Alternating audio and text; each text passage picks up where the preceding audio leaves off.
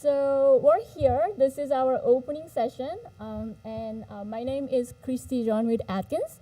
I am the conference chair of this year's summer seminar. It's been a real privilege and honor to serve everyone as a committee chair and welcome you to the beautiful King and Prince. So the today's agenda of the opening session, I'll start with a brief welcoming messages, but I'll transition it to Bing so that she can talk about technical program, and Christina Berry, our Georgia ITE president, she will give us a talk about some announcements, and then we'll move forward to the keynote speaker, Clyde Higgs. He's the president and CEO of Atlanta Beltline. All right, so again, welcome everyone. This is the first full-blown conference since 2019. So it's been 3 years, so this year we will have volleyball, we have all kinds of social activities, and we'll also have Tuesday, we have concurrent sessions. And then these sessions are being live streamed on YouTube channel, so you can watch, everyone can watch free, but only the online registrants can get PDHs. All right? And at this point, I really want you to get done with COVID-19, as like everyone, but apparently it's still there. So if you need extra, protections, we have some masks available at the registration desk. So at the banquet, I want you to make sure that we're at the max capacity at the banquet. So if your plans changed, if you're not planning to come, please let one of us know so that we can make a seat for everyone else. Okay? All right. Oh, and the programs. So you all have this program in your registration bag. So a lot of useful information is in the book, but you can also scan with your mobile phone to get your program right here. It has lunch options, FAQs, everything about social activities, and then there's a one-page schedule at the back cover, so you can take a look at it.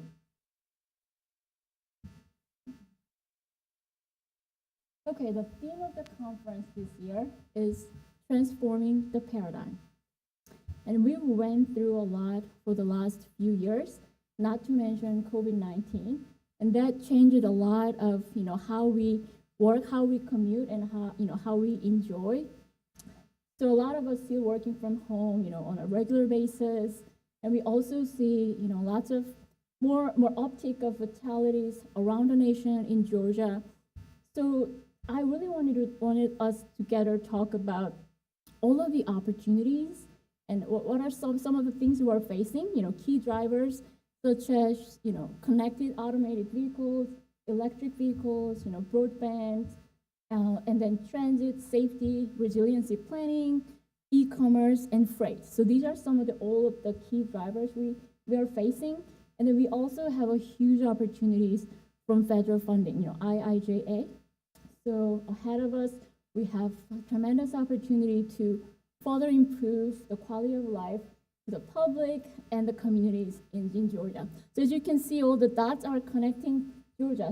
What we do really matter to make our lives and our communities better. So it takes a lot of effort and dedication, and I really didn't, when Bill came and said, you want to be technical chair for next year, that was 2019, and I said, I really didn't understand what I was signing for. So anyway, so the Bing Zhang is our co-conference chair and technical chair, and Olivia Zubanich and Sarah Jane Clever are our host and welcoming committee. Olivia did a great job, but she got sick and she couldn't make it to the conference. But Sarah Jane and Bing's team are covering us very well. So thank you very much. Our Paul Sloan is our AV committee. Without him, we can't do any live streaming or anything. So thank you, Paul. And Jackie Kawa is our sponsorship committee chair. And Andrew Lewis, he's leading the scholarship auction. So we'll talk a little bit more about that a little later. All right, social activities. So these are fun, family-friendly activities that make this conference really unique. So Mark Boyvin is golf. Chris Maddox is leading cornhole. These already happened. 5K run walk. Thank you, John Walker. Shannon Fain is doing marquee tonight at 7 p.m. John Konarski for tennis, Jody Peace for volleyball. Volleyball and tennis is going to be tomorrow at 1 o'clock. I have that slide. And obstacle course and sandcastle, Kirsten Peace and Yusun Cheng. So it's Jody's wife and it's my husband. And I call this team PTA because Kirsten teaches in the school like where my son goes to elementary school. So this is a perfect PTA experience. All right, so here I really want to thank and recognize all of the sponsors to make this event possible. So without their generous contributions and donations, this wonderful summer seminar is simply not possible at all. So our diamond level sponsors this year is Kimley Horn, Jacobs Services, Stantec, 360NS, HNTB, Q-Free, AECOM, SEI, Pond, WSP. I still encourage you, like many of you, take photos whenever you can, and then you can upload to the social media, Facebook, Instagram, Twitter. You can send me an email, like directly to me, or you can also email to Georgia Section ITE, and we'll compile those photos and we'll share some good photos during the banquet tomorrow on Tuesday. All right, the social events. So golf, family cornhole, 5 run and walk already happened. I hope some of you had a chance to be participated. And Marquee, as I mentioned, Shannon is leading Marquee event tonight at 7 p.m. I saw the YouTube video Shannon showed me, but it's like the Finnish kind of bowling, Finnish version of a bowling. It's something with a bowl and like a pins. So yeah, ask some questions if you have any. So Shannon is over there. So today at 10:30, kids obstacle course is happening outside the beach. So today at 10:30 and tomorrow 10 o'clock for sandcastle. So you can let your spouse and your kids know about them. They're gonna happen on the beach. Volleyball and tennis, as I mentioned, is tomorrow at 1 p.m. Please note they happen at the concurrently. So yeah, you can pick either tennis or volleyball. And see Jody Peace for volleyball and John Konarski for tennis. And scholarship auction happens tomorrow at 5 p.m. and dinner and awards banquet is at 7 p.m. tomorrow. And those two are adult-only events. So we also have child minding. We have a kids party and teens party at the same time. So kids can be there, but then everyone can join back for the dance and dessert social that starts 8:30 tomorrow. So that's one of the good ways to how to wind down this wonderful conference. So I hope to see many of you there.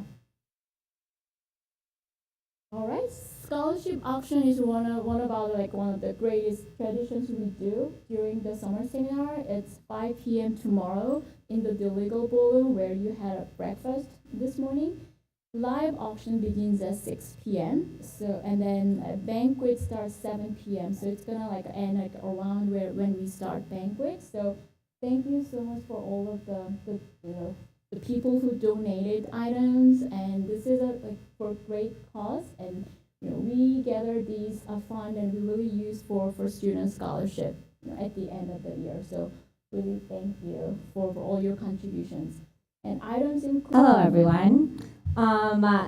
It has been super fun being the technical committee versus activities at the Atlanta Beltline.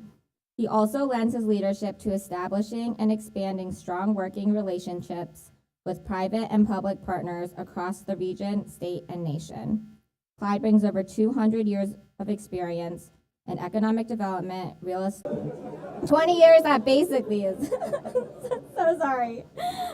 Economic development, real estate, intellectual property, technology, strategic planning, design, grant and donor funding, and government relationships with a diversity of projects, including those that specialize in urban innovation, science, and technology.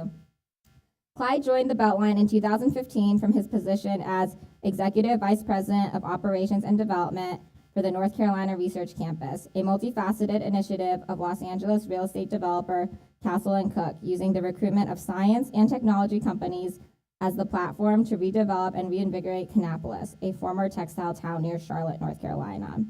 As a top executive at the Kannapolis project, he helped steer the day-to-day operations of the multi-billion-dollar revitalization effort, including economic revitalization of the local economy.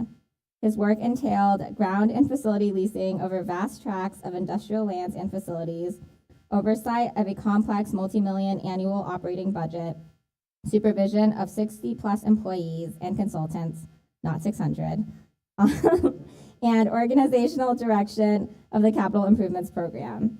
He also provided strategic guidance for broad-based community advocacy and engagement, partnership development with state and local governments, universities, construction and design vendors, and real estate brokers and investors to ensure the project's success.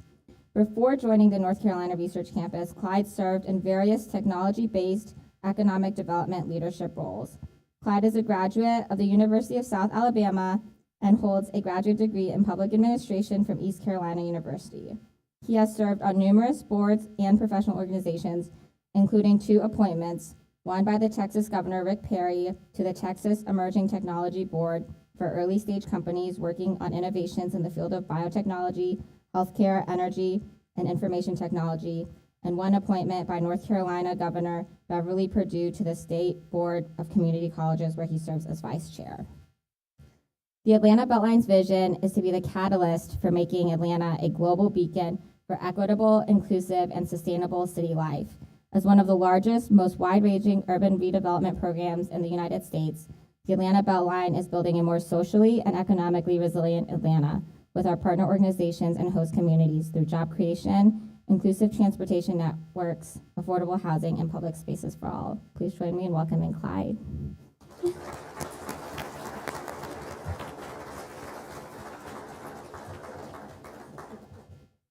So sorry. I don't know where the 200 came from. Okay, and then here is.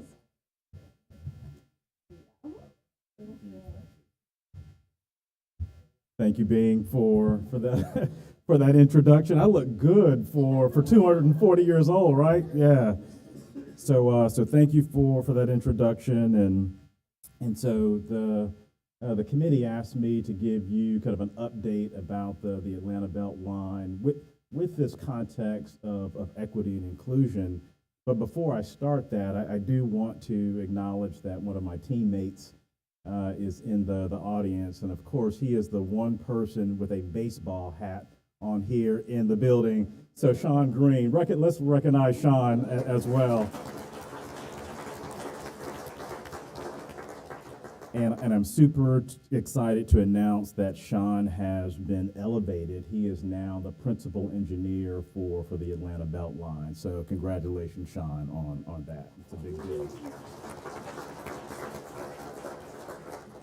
So first of all, let me I need for you all to participate in this because this is going to really gauge how much I embellish my story or not. Who's familiar with the Beltline? Oh, dang. All right. Okay, I guess I have to give you pure facts then. Okay. So I'm just going to give you a little bit of history about the Beltline, but Bing, Christina, thank you for the invitation. This is literally my first time in St. Simon. It is absolutely charming, absolutely charming. I got a chance on Saturday. I went to the Crab Trap. Oh yeah. I got very full from the Crab Trap.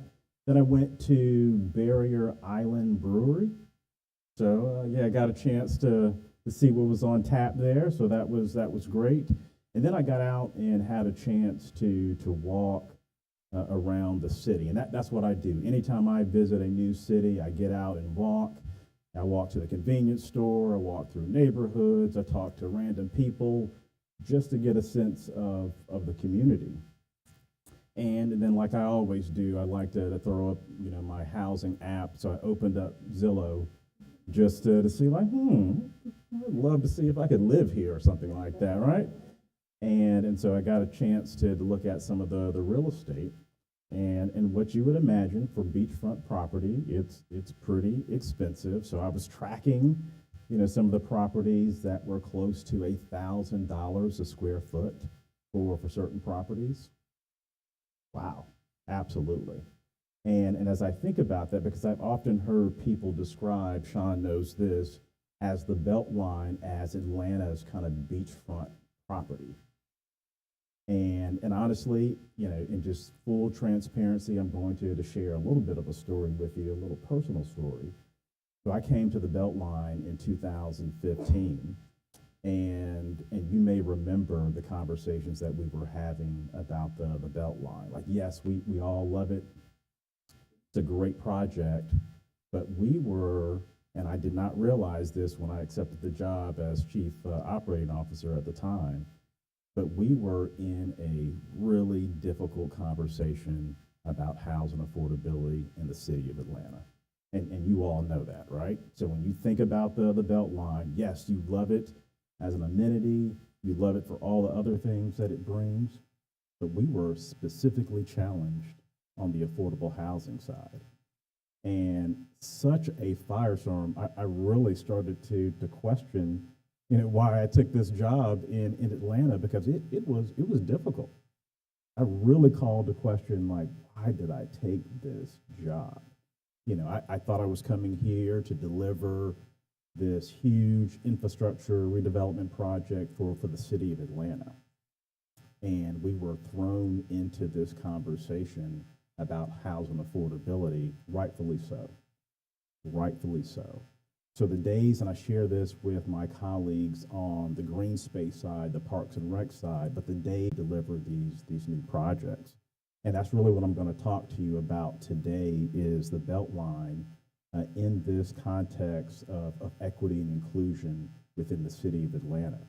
And you have to give a big shout out to the framers of this project, because although we talk about it as infrastructure development, but at its very core, it really is about inclusion. It's about equity. It's making sure that we connect communities at the end of the day.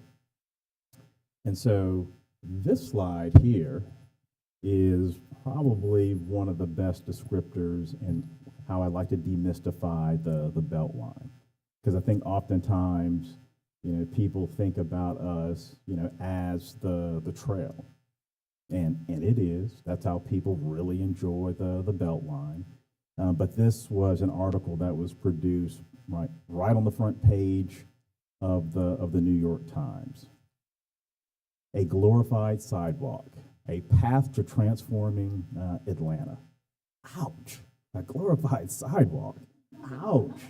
And so although the title seems like a pejorative, the actual article, the content in the article, was very complimentary to our work, because it really talked about kind of the multifaceted work that we're engaged in for the Beltline. And so I'm going to go through several slides and talk to you about kind of where we are to date. I talked earlier about some of the challenges when I first joined in 2015, and me really questioning why I would take this opportunity. I almost like it like this, gang. So I have a friend that works for Disney World. And, we all know Disney World. You go there, you love it. It's a cool place to go. It's all happy, and everybody's singing, and everyone's jolly. Right, exactly. But to make that happen behind the scenes, it's a rough and tumble job. It's a rough and tumble job to make all that joy and glee happen at the end of the day. And I almost liken that the same thing with the Beltline. You all go to Atlanta, you enjoy it, you walk, but behind the scenes, it is a rough and tumble job to really make this project a reality. And before I get officially started, this is for my social media. Can you all just say hello? I want to say. All right, good. Got to do that.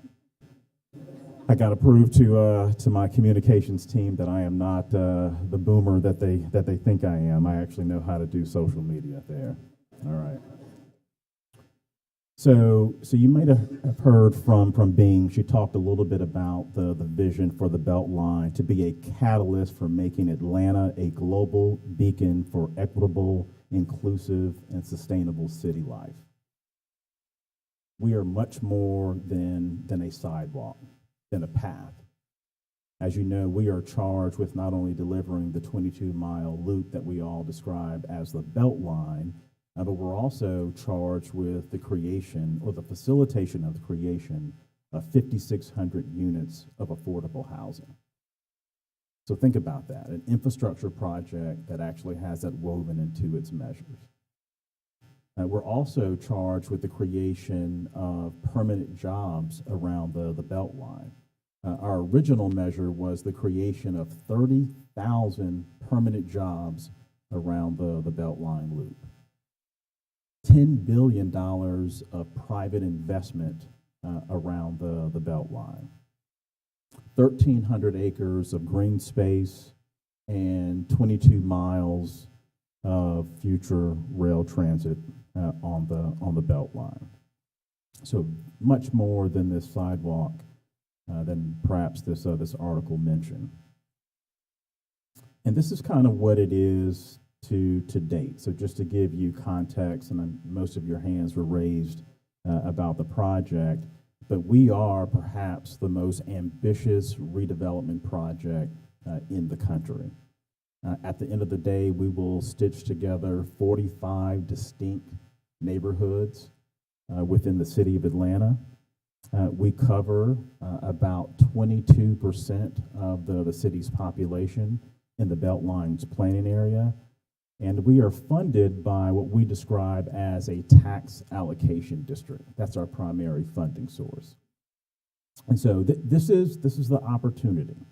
Again, 45 neighborhoods, 160 people, over 2 million visitors walk, ride a bike, recreate on the Beltline on an annual basis.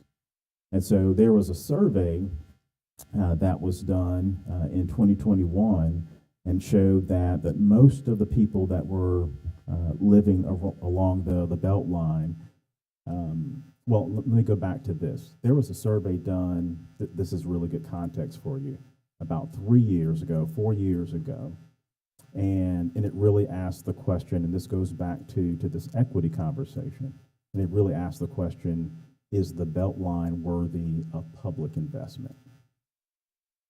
That's a dangerous question for a public project like the Beltline. Is the Beltline still worthy of public investment? And luckily, over 80% of the respondents said yes, that the Beltline is still worthy of public investment. There were some chinks in that armor as well. So some of the negative comments were, why does it take so long to build the Beltline? Like, when is it actually going to come to my neighborhood? And that was a fair question. Another kind of weakness in that survey is, what is the Beltline going to do with regards to housing affordability? It's a fair question. And then kind of the third leg of that stool, like, when is future transit coming along the Beltline? And so that survey came out, really before I took over as CEO for Beltline, and it really informed kind of my strategy and kind of where we would go from a Beltline perspective. And it has been an amazing 3.5 years, almost 4 years as being CEO.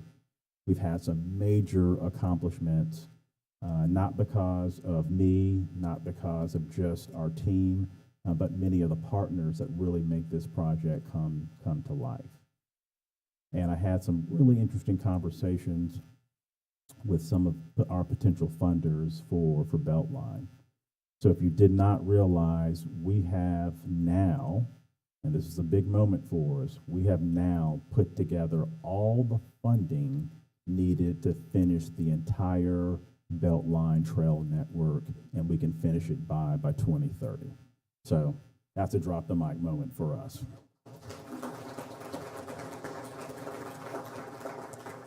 But let me give you a glimpse into some of the conversations that we had with potential funders. And again, this goes back to this equity and inclusion conversation that we all need to have, we all need to be familiar with.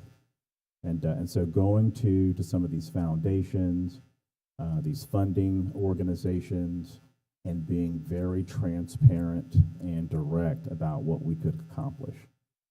And I remember a specific conversation that we had with a funder that wrote us recently an $80 million check to support the Beltline. Yeah, that's 80. That's truly 80 being, yeah, truly, truly. And the conversation went something like this. So Clyde, welcome. So what are you going to do with the Beltline? And I told this head of this foundation that we cannot finish everything by 2030. We can't do it. We're probably not going to be able to finish all the parks. You know, we're definitely not going to finish the transit by 2030. But the two things or three things that we can do is we can finish the trail by 2030. We can reach the affordable housing goal by 2030. And we can also make sure that this economic impact piece for the Beltline is realized by the end of 2030.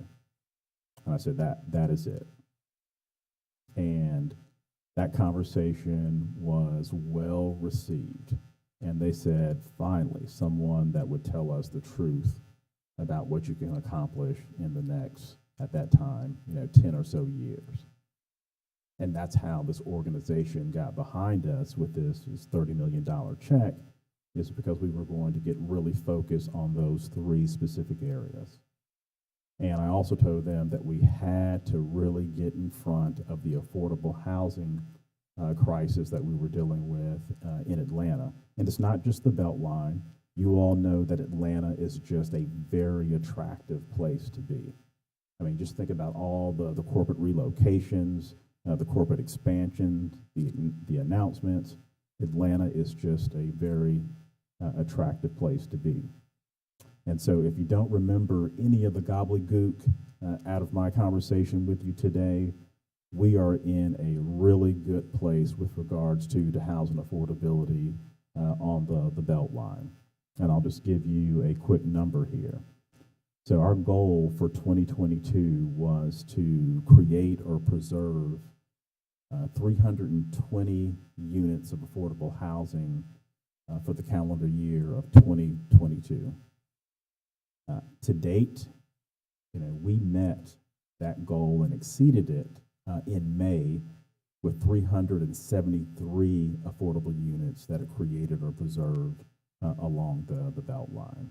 So that's significant for us.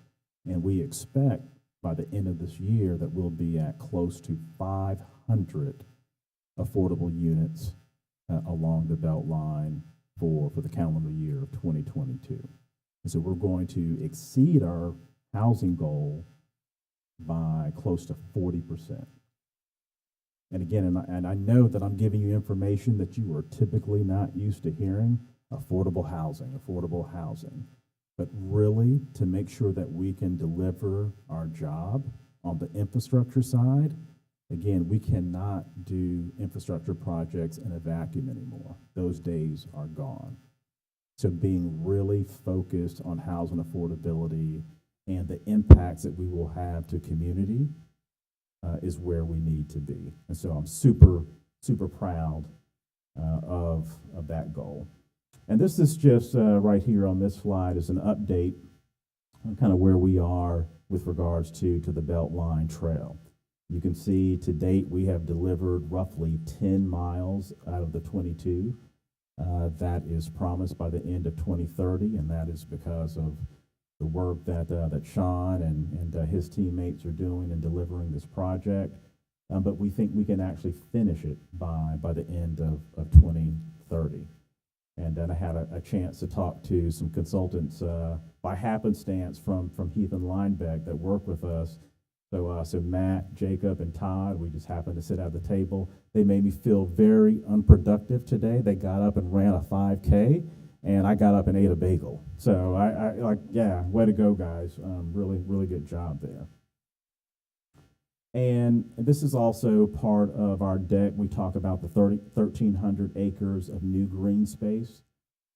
We are going to try very hard to get to this number, but it's going to be difficult. But now that we have a lot of the funding in place for the trails, we have now room to dedicate funding to some of the other parts of the Beltline.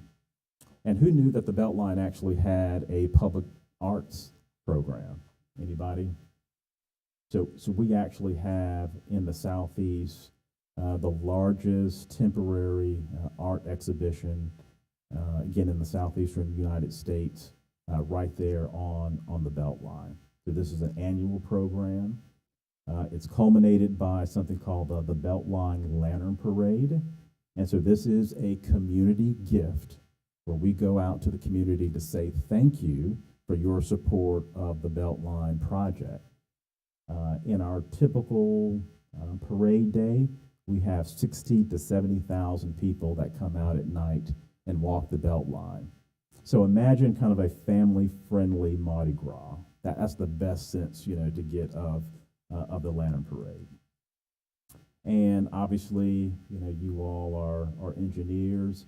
You know that the Beltline is more than just, this glorified sidewalk. It roughly cost us about $16 million a mile to develop Beltline. And you know that there is some significant infrastructure below that sidewalk.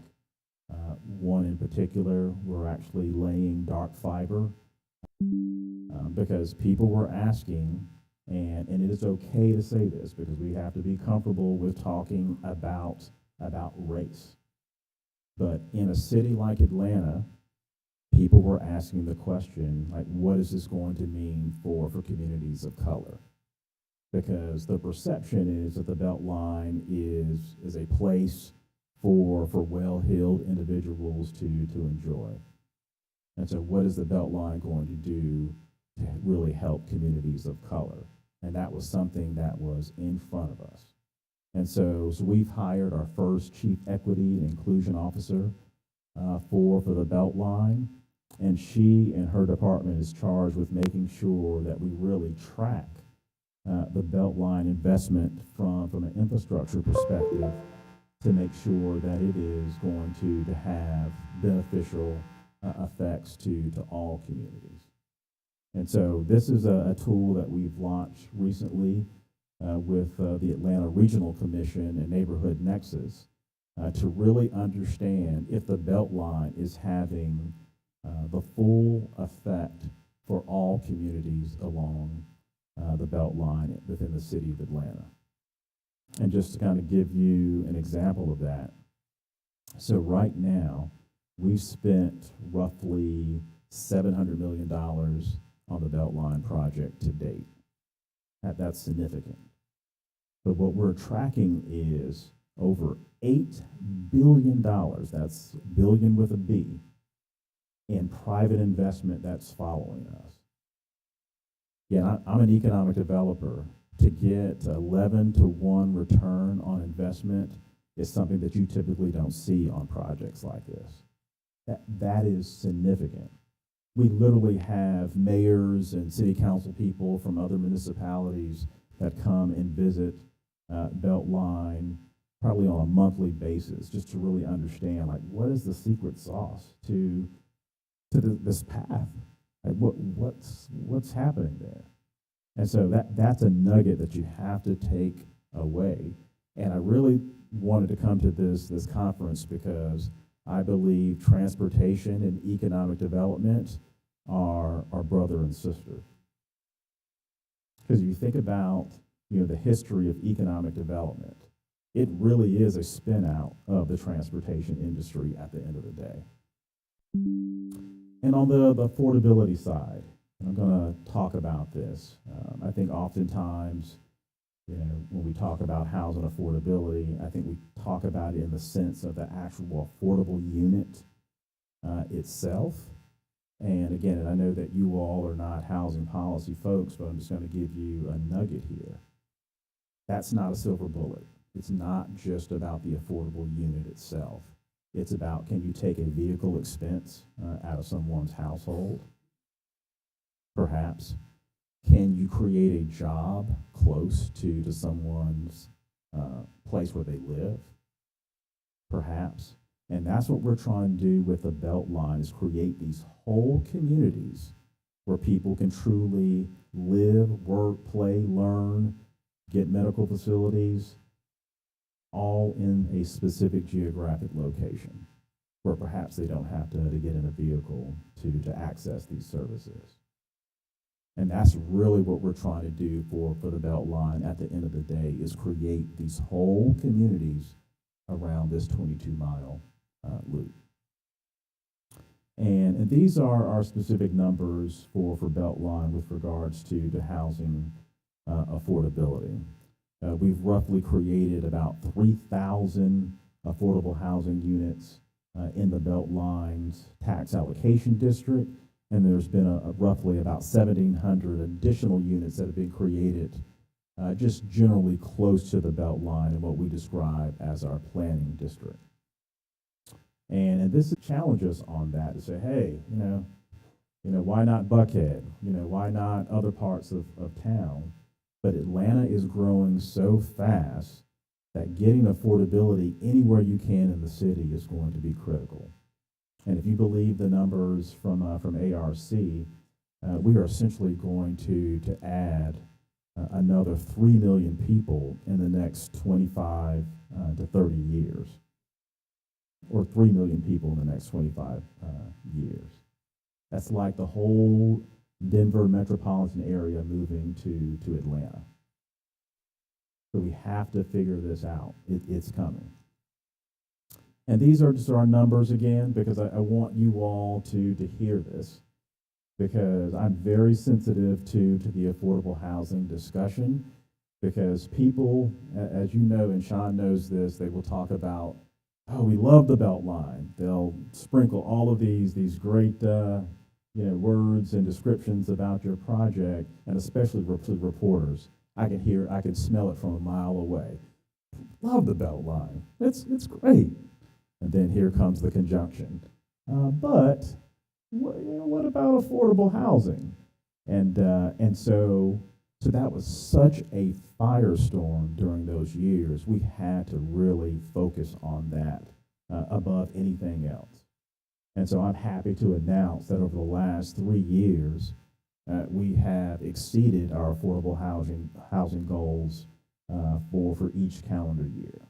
And so again, as people talk to you about the Beltline from other places, they're going to I heard, Beltline, gentrification, not affordable numbers. It is absolutely going in the right direction. And that's not because of just Beltline. It's because of the city. It's because of Invest Atlanta. A lot of the housing organizations that think about affordability within our city, they're focused on it. We're all working on this together. So if anyone talks to you about Beltline, say, yeah, you love it. And if they give you that but, now you can fill in the words there, because we are definitely on track from an affordability perspective. And then we also have programs on these over the last 2.5 years. And this is real quick on the economic development side. Game changing. We expect to do over $15 billion of private investment to follow the Beltline by the end of 2030. We have the development community that is buying up land and developing just in anticipation for the Beltline coming.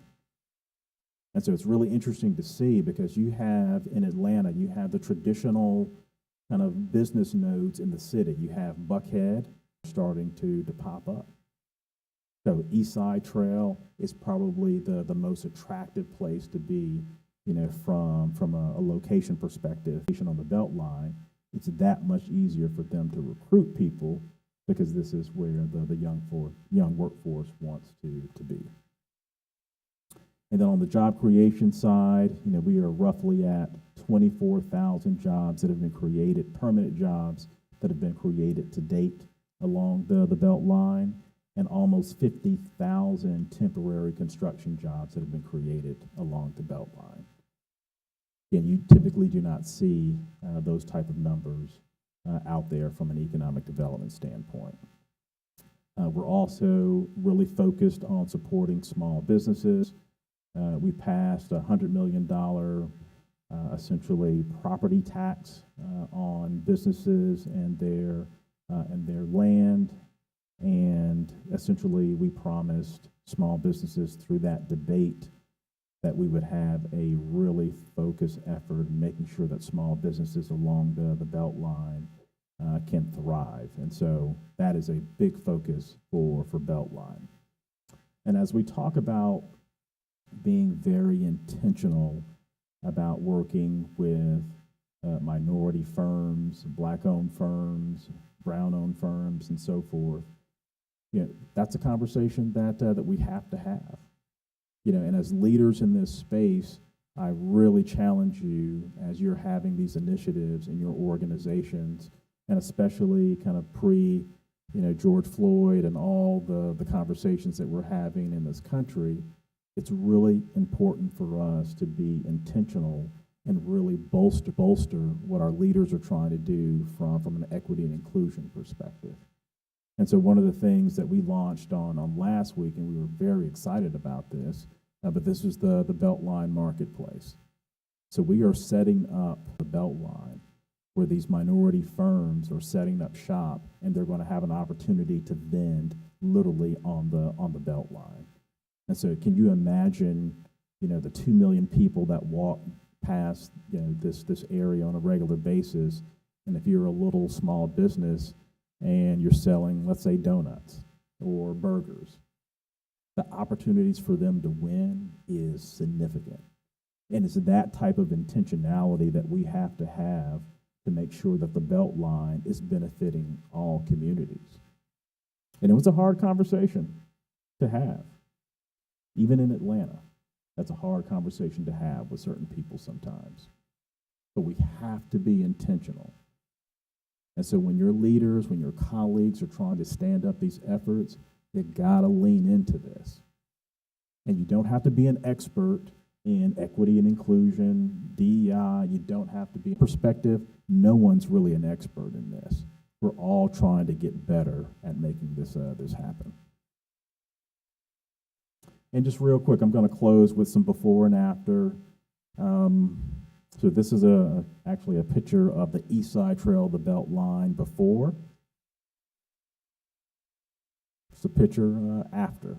Not bad for a glorified sidewalk. All right, and this is the historic Fourth Ward before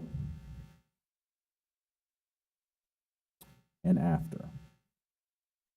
So again, this is just a good representation of what we are trying to create.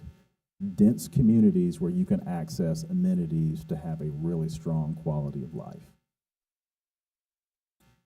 Historic Fourth Ward before, and by a show of hands, who knows this building in the background? All right, what is it? Pont City Market before its heyday. And look at this. This is the work that you all do on a regular basis where you can impact lives. These are people, these are communities coming together to connect. And that's really what we're trying to do from a Beltline perspective. Look how this area is activated. And just real quick, I talked a little bit about the additional 3 million people that are going to be coming to Atlanta soon.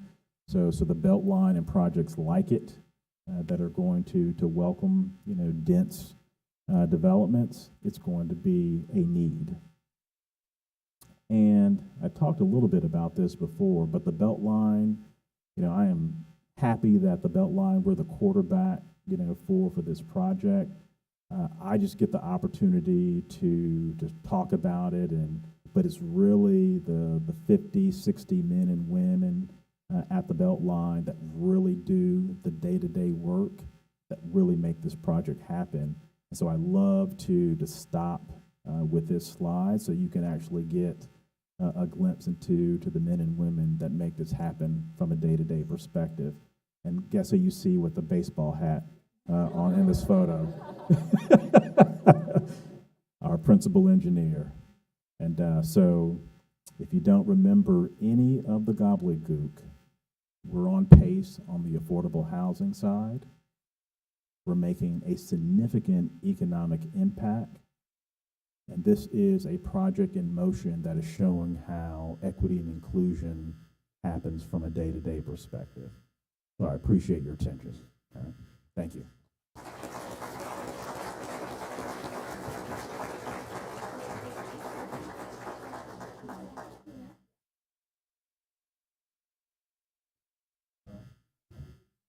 All right, I think I finished relatively early. I have about 5-10 minutes for Q&A. So, all right, sure, please.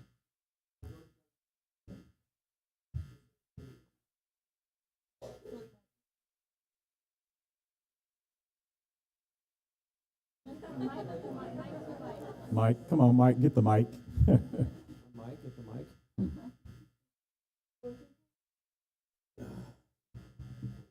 You know, I can speak pretty, oh, there we go. All right. How do you define affordable housing? That's a great question, Mike. And there is all sorts of definitions in the city of Atlanta about what does affordable really mean at the end of the day. And so kind of our Bible, the Beltline redevelopment plan, really pushed us to do what we describe as 80% of area median income. And so what that really means is roughly $44,000 a year for a household of one, just rough numbers. But what we've heard from the community is we got to go deeper. Like really to get to folks that are working in restaurants or folks that are working 2 and 3 jobs, that we really need to go deeper, that we need to get down to 60% of area median income and below.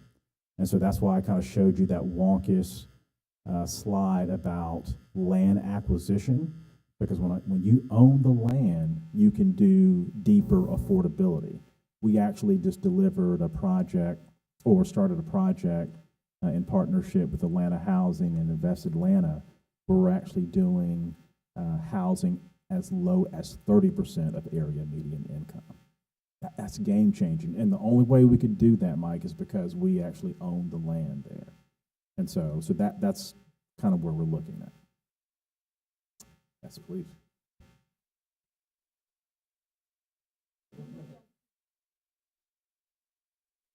Great presentation. Really, I enjoyed it. The Beltline is really my favorite place.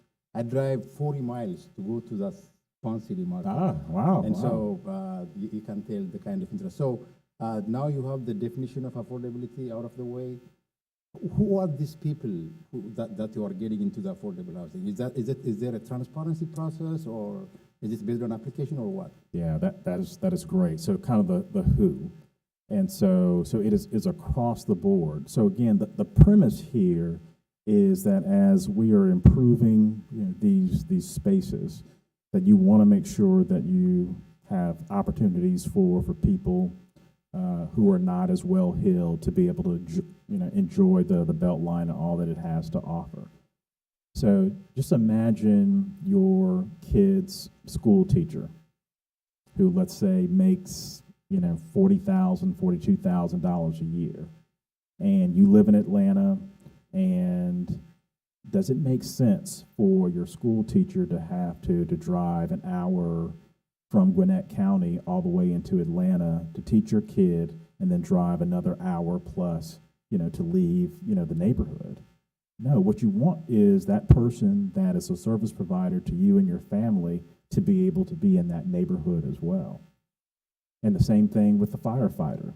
Do you want your firefighter to have to drive an hour and 15 minutes to come into the city of Atlanta to be able to service our great city?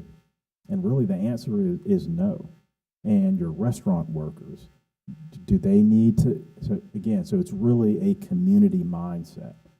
And people that add value to the neighborhood, they shouldn't have to drive again, 90 minutes one way to get into the city of Atlanta because they can't afford it. And so that's kind of the mindset that we have there. You know, teachers, firefighters, restaurant workers, you name it. And then we also have a really specific focus on senior citizens as well. So one of the projects that we delivered on the West Side Trail, the Beltline, is 100% senior facility, and that was one of the biggest deals from my perspective, because as, you know, we all talk about the East Side Trail, but Sean knows this. The West Side Trail of Atlanta is coming like a storm. So you may have remembered the big announcement that Microsoft purchased a 90-acre tract of land close to the Beltline. That was very intentional because they have access to a MARTA station, they have access to the Beltline, to West Side Park. 90 acres. They're going to have like 12,000 employees on this new site and in Bankhead. I didn't say Buckhead, I said Bankhead.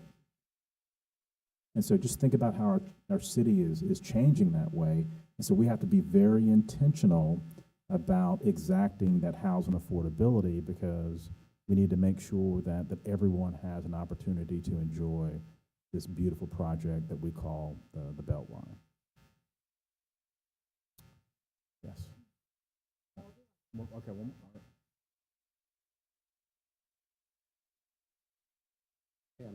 Tom Udell with Jacobs. I see a lot of pictures with the Beltline, and there's always a shadowy, grayed out light rail.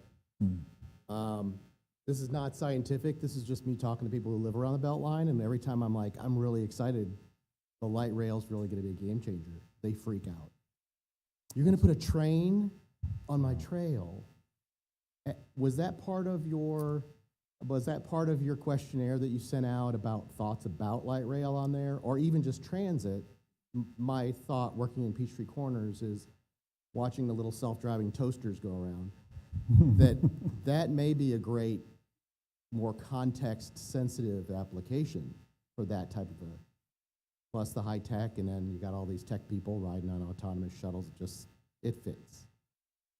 Well, thanks for that question, because when I talked about the rough and tumbleness behind the scenes to deliver this project, that is probably our next big dragon to slay for Beltline is future transit. And just to be transparent, you know, Beltline, we have a really specific mindset that it is rail transit. And MARTA, they think that a bus makes more sense than rail. And again, this is not disparaging, it's just to put it out there. I'm transparent to a fault. And this is the conversation that we're having behind the scenes, sometimes in the newspaper, about future transit on the Beltline. But the mayor has spoken. It's going to be, you know, rail transit. We have spoken. It's going to be rail transit. But you're right. There is a well-educated, brand-name group of people in Atlanta that really question if we should even do transit. Why not leave it just as a trail? And maybe some of you believe that, I mean, behind the scenes, because people love it how it is right now. But if you think about the original premise behind the Beltline, it was really a transportation initiative. And we happened to, because it was kind of lower hanging fruit for us to get to, but it can be done. I mean, look at even Charlotte. So I lived in Charlotte 10 years before moving to Atlanta. It can be done.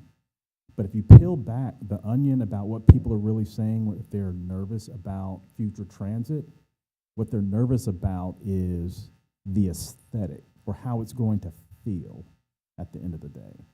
So they are concerned that, hey, is there going to be this concrete monstrosity? You know, I always describe it this way, Sean, in the corridor. And then so when you show them pictures of what it potentially could be, maybe grass tracks, maybe you use, you know, greenery as a barrier versus concrete.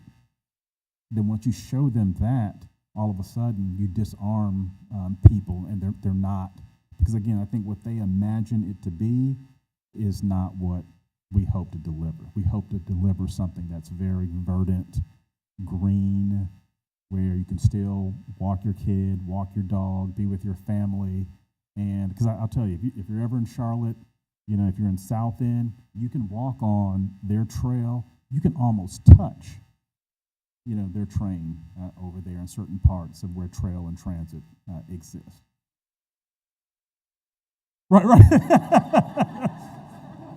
Not only my principal engineer, but my attorney too. Yeah. But thank you all for these questions. Remember, transportation and economic development, we're cousins. Thanks a bunch.